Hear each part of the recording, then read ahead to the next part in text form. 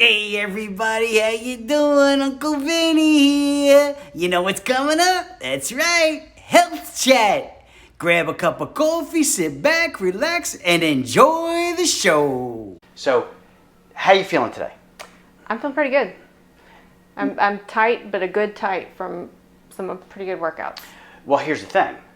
We started this, a month ago? A little over a month ago? Mm-hmm. How did you feel then?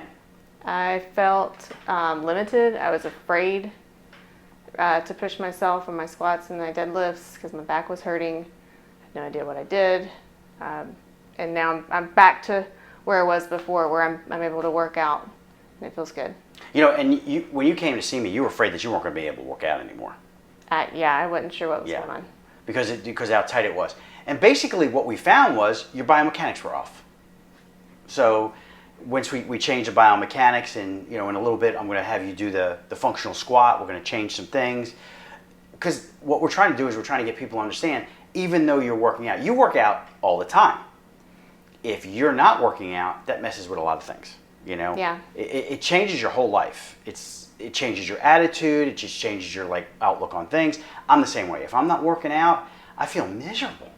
I want to be able to do things where if I'm working out, I want to be able to go, hey, this is what I'm going to do. I feel better, decreases my stress, and I feel more productive when I do things. And I get more energy. Mm-hmm. It's funny. I just got my blood work back. I think I was talking about the science-based nutrition. Just got my blood work back, and I'm like, ooh, I got to change some things.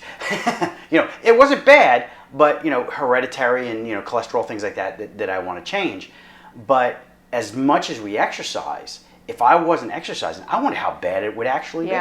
Because we're making that change.